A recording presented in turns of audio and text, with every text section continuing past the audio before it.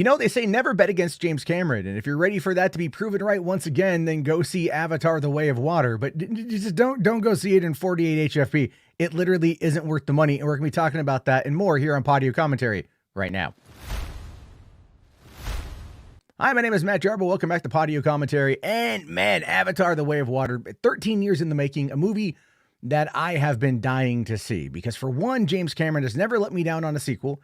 And two, this guy is like such a master of his craft and pushing the genre forward, pushing movie theaters forward, pushing everything forward. It's like watching pure art, even if the story is kind of a rehash of the original to an extent and wildly predictable, but not in a way that I felt was really bad, right? Now, I know people out there are going to be like, this story is just completely it's just Triscuits. It's so plain. It's really not.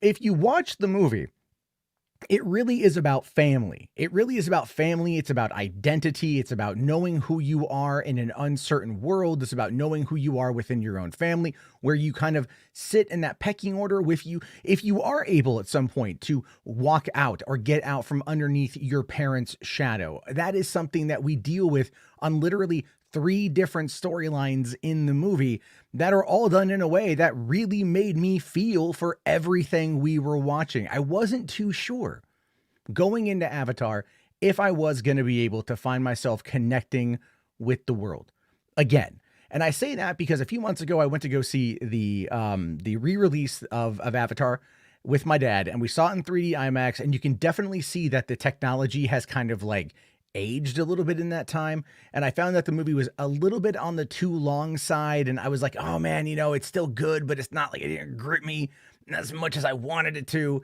And I was a little apprehensive, but still eager to see where things were going to go. And this is a movie that, even though I was a couple minutes late getting in, from the moment I sat down to the moment it ended, I was glued to my seat. Now, one of the things is like, I took my dad to go see this in Cinemark XD. He wanted to go to 3D IMAX. The nearest one to us sucks. I'm not a fan of it, but Cinemark is close by, 45 minutes away, but it's a nice drive. It's a good theater. Except today, for some reason, this is true, 3 accidents going northbound. So what was going to be a 40-minute drive turned into an hour and 40-minute drive, which is why we were about 30 minutes late from when the showtime began. So we missed about 5-6 minutes of the actual movie. That pissed me the hell off, but I was determined.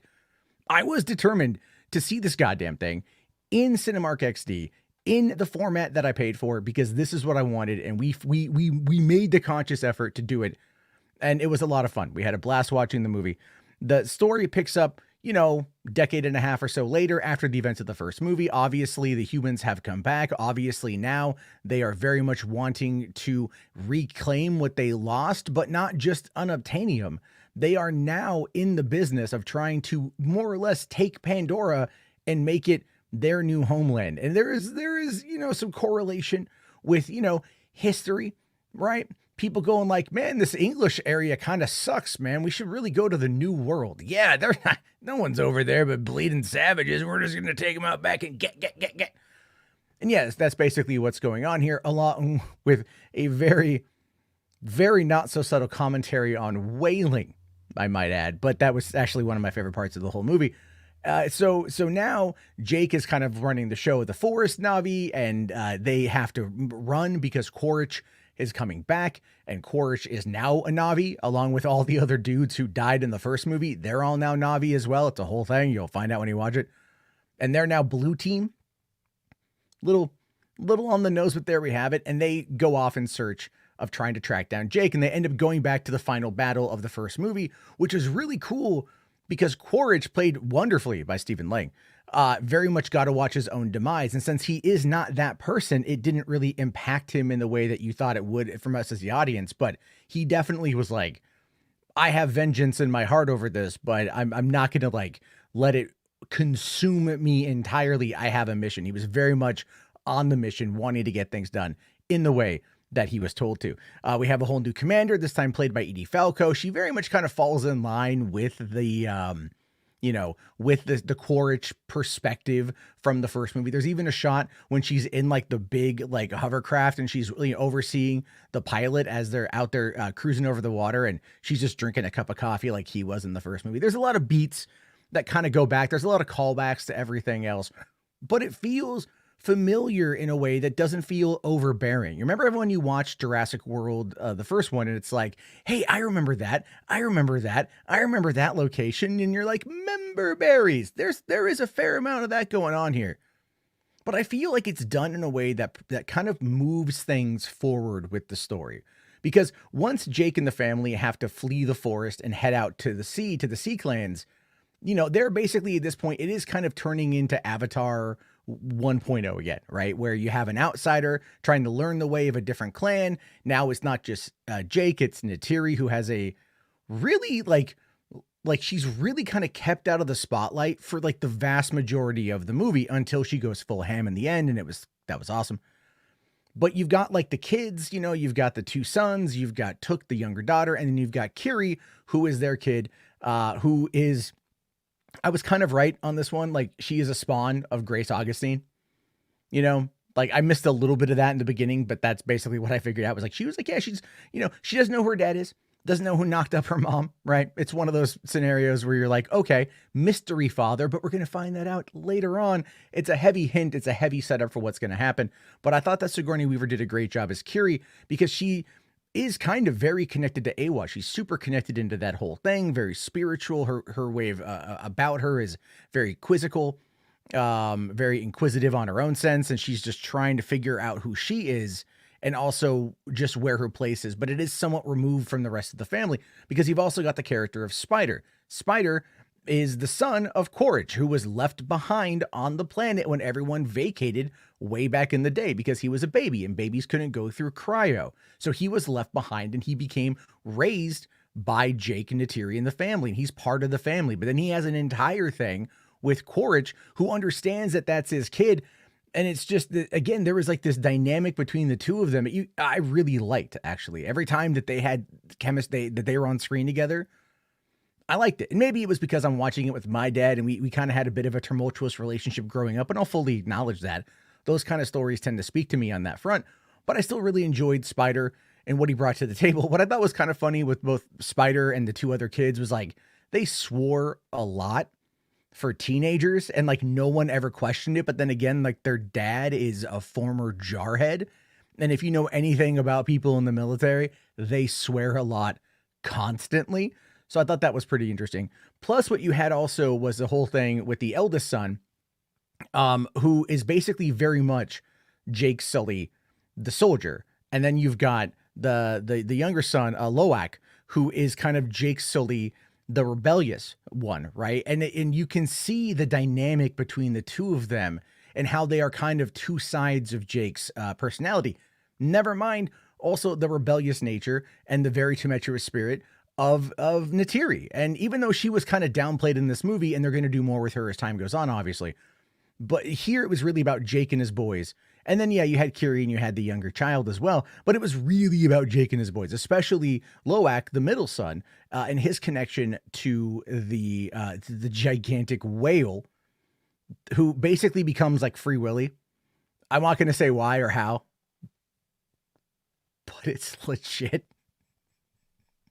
Like, it's legit. The movie, what I enjoy about the movie is just like, it kept me engaged on a visual level, on a personal level, on a storytelling level. It took its time to get to some places. It could have probably been, it could have probably been like brought down a little bit towards the end. It could have been trimmed up a little bit here and there, but like visually, it was amazing. My biggest complaint, like I said, was the 48 HFP, or the high frame rate. I'm not a big fan of that, to be honest with you. I wear glasses. I already don't like watching movies in 3D as a result of that. But I also really don't like motion smoothing on televisions. And I feel like this movie is going to speak to like boomers who watch everything on motion smoothing and high frame rate on their TV because they literally don't know any better. I know Cameron wants to do this as a way to push the medium forward, and I totally fundamentally get that. But I'm sorry, I'm a 24 FPS kind of guy. That's where I want to stay.